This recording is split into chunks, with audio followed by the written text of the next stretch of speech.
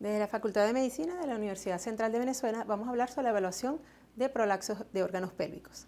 Primero vamos a definir qué es el prolapso genital, que no es más que el descenso de más de 1 centímetro de las paredes vaginales, bien sea anterior, posterior o ápex. En su defecto debería ser cúpula o cuello cuando existe un antecedente de una esterectomía.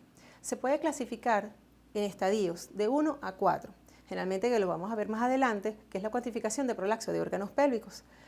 Puede estar asociada muchas veces los prolapsos genitales con una disfunción del tracto genital inferior, incontinencias urinarias, incontinencias fecales o muchas veces disfunciones sexuales. Para evaluar los prolapsos de órganos pélvicos vamos a dividir la vagina en anterior, posterior y uterino, que sería la parte apical. Para explicar un poco la parte de lo que es el mecanismo de prolapso genital, vamos a tener en cuenta que el suelo pélvico, además de mantener un equilibrio en la bidepestación, en la presión intraabdominal y además de la sustentación de los órganos pélvicos, ella tiene otras importantes funciones. Entre ellas van a incluir lo que es la contribución de la respuesta sexual y su gran distensión en el momento del trabajo de parto. Además de ser muy lejos de ser un fenómeno estático, la disfunción del suelo pélvico es causante del prolapso. Y cualquier tipo de alteración que pueda estar involucrando esta adecuada interacción en todos los elementos del piso pélvico puede ser lo que puede provocar lo que es el prolapso genital. Además que existen modificaciones fisiológicas del aparato genitourinario que ocurren después de la menopausia.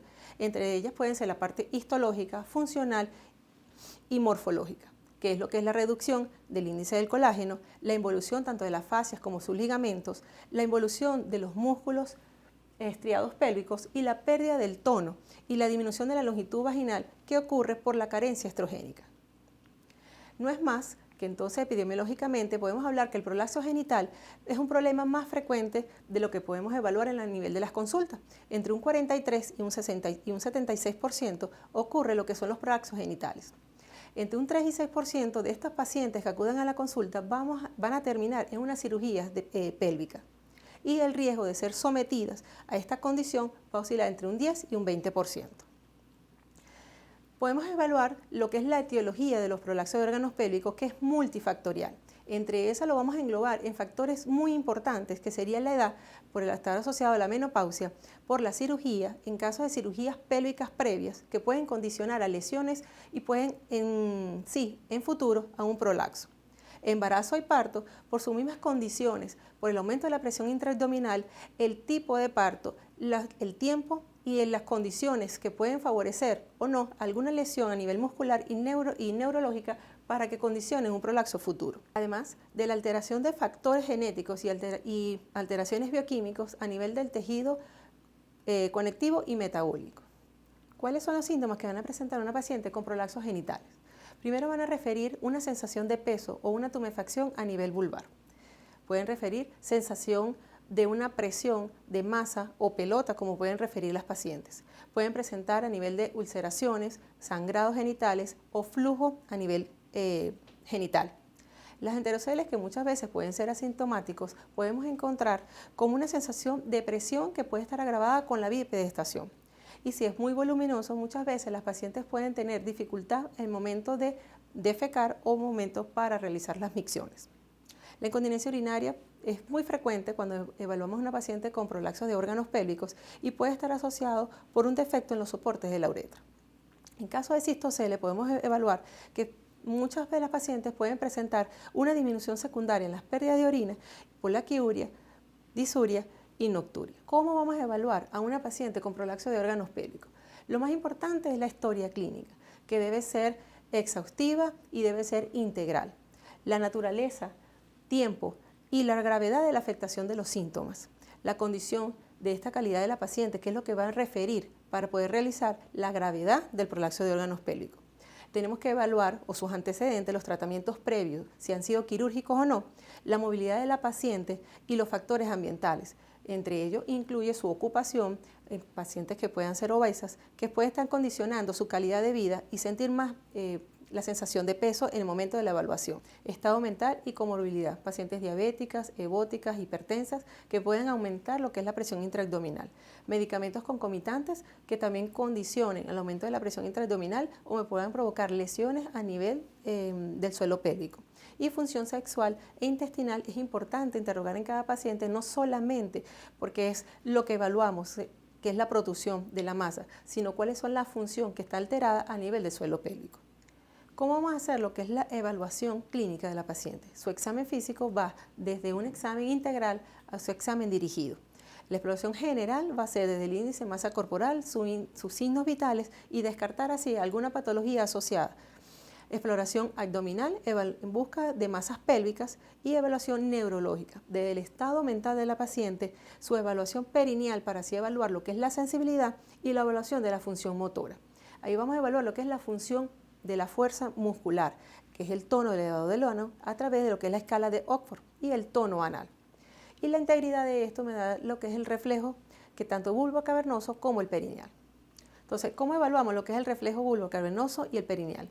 Colocamos un aplicador a nivel de la zona anal y en la zona de los genital de la vulva y vamos a evaluar lo que es la contracción que ocurre a nivel del tono anal. Eso es lo que me da la integridad, tanto el reflejo del S2 y S4.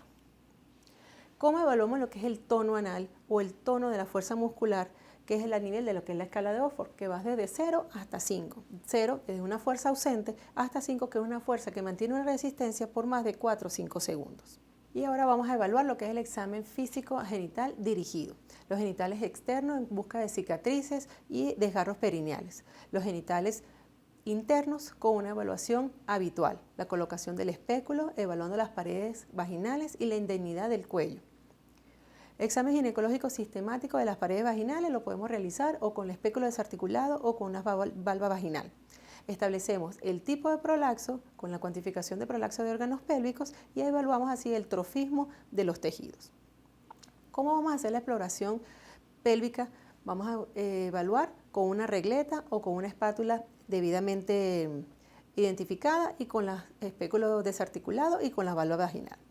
Así podemos evaluar una comparación gráfica de lo que es los tipos de prolaxo que vamos a evaluar.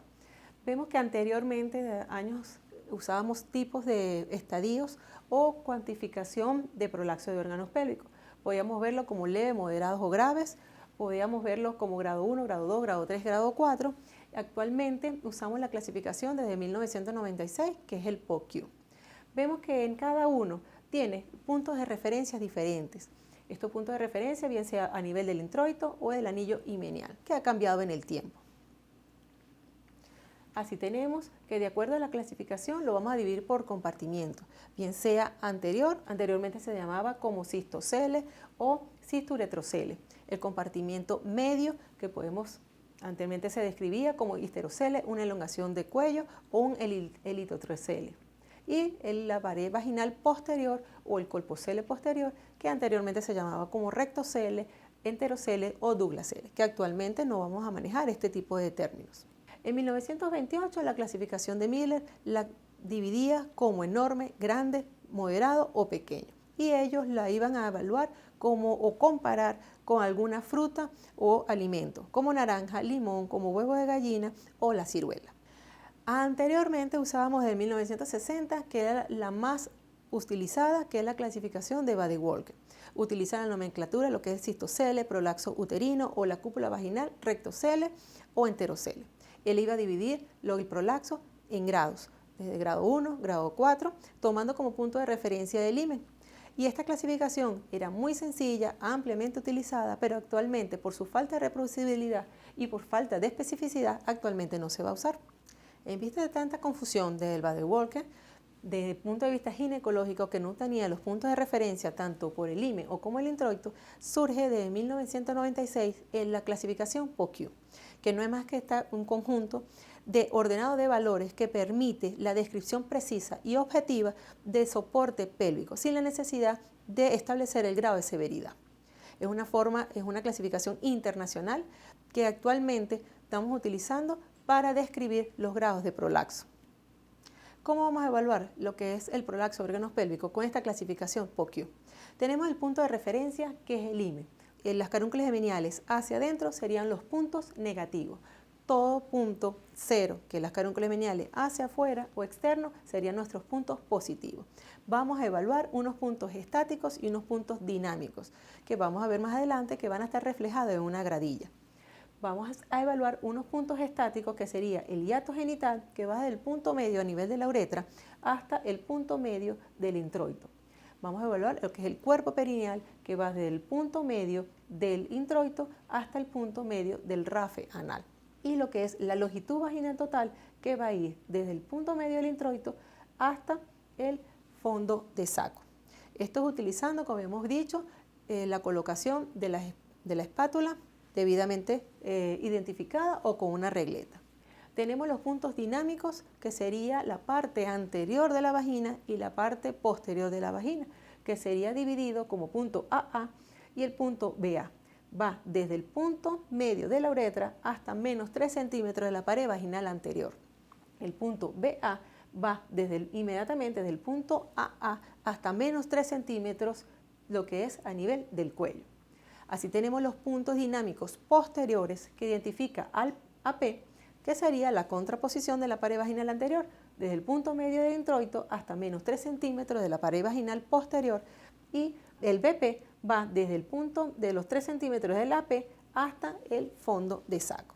Tenemos dos puntos a nivel de la parte superior y la parte inferior, que tenían nuestro C, que es cuello, cervix o cúpula en caso de histerectomía, que se evalúa desde el introito hasta lo que es la punta del cuello. Y tenemos nuestro punto D, que se evalúa desde el introito hasta el fondo de saco posterior. Así vamos a reflejar todos estos puntos a nivel de esta gradilla. Podemos observar que son 9 cuadrículas, como habíamos explicado anteriormente. Vemos la parte anterior y la parte posterior. Estos puntos son dinámicos. ¿Por qué son dinámicos? Porque van a estar modificados por las maniobras de Valsalva que le pedimos a la paciente. Y los puntos estáticos nos van a estar modificados por las maniobras de Valsalva. Entonces, medimos nuestro hiato genital, como habíamos explicado anteriormente, nuestro cuerpo perineal y la longitud vaginal total. Posterior, vamos a reflejar la parte anterior como AA, el punto en el medio BA y cuello. Y así explicamos la parte también posterior como AP, BP y el D o el fornis posterior. Después que estemos con esto, después que tenemos nuestra gradilla, vamos a evaluar cuál es el punto más prolaxado para poder así cuantificar o estadificar el prolaxo de órganos pélvicos. Así tenemos este ejemplo, podemos evaluar que es el imen, que es nuestro punto cero, nuestro punto de referencia para evaluar lo que es el descenso de cualquier pared vaginal que esté descendida. Tenemos aquí el AA, que está a más 3 centímetros. Tenemos nuestro punto BA, que está a más 7 centímetros. Y nuestro punto C está a menos 2, BP menos 2. ¿Qué me dice con esta representación gráfica o con este ejemplo? Que nuestro punto más prolaxado es el BA. Entonces, cuando vamos a graficarlo en la gradilla, vemos que está a más 7 nuestro BA. Más adelante vamos a ver cómo se estadifica cada tipo de prolaxo, bien sea anterior, posterior o de cuello, que es la parte apical. Vemos muchos ginecólogos utilizan este tipo de estadificación, colocan 0, todo punto hacia afuera, usamos puntos positivos, todos puntos hacia adentro, usamos puntos negativos. Otro ejemplo tenemos que es un prolaxo genital completo. Podemos ver el 3, el AA y el BP, el AP están a más 3 centímetros. Podemos evaluar la cúpula o el cuello, que está a más 8 centímetros por fuera de la vagina. Y el BA, el BP y el BA están a la misma distancia. Aquí podemos evaluar que es un prolaxo genital completo. Después que tenemos estos puntos, lo gradificamos en esta gradilla y podemos evaluar que ellos se van a estadificar desde 0 hasta 4. 0 es cuando no se va a demostrar ningún tipo de prolaxo, los puntos tanto A como B van a estar a menos 3 centímetros, que es su valor normal. El etapa 1, que es la porción más distal del prolaxo, que va a estar, que es el que va a representarse, va a estar a 1 centímetro por arriba de lo que es del imen, o sea, menos 1. La etapa 2, que es el estadio 2, que es la porción más distal del prolaxo, va a estar entre menos 1 a más 1. La etapa 3, que es la porción más distal del prolapso de cualquier pared vaginal, va a estar a mayor de 1 centímetro, pero no va a sobrepasar la longitud vaginal total menos 2. Y la etapa 4 es la porción más distal del prolapso, que está a más de 2 centímetros de la longitud vaginal total, o estadio completo. Como sabemos, tenemos la evaluación clínica del prolapso. Además, tenemos pruebas complementarias, entre ellas la ecografía ginecológica, donde evaluamos la indignidad tanto de la vejiga, el útero, sus anexos, como una evaluación habitual. La análisis de orina en pacientes que tengan síntomas urinarios, valoración del residuo posmiccional, que puede ser a través también de la ecografía, sobre todo si presentan síntomas de disfunción, de vaciado o dificultad miccional.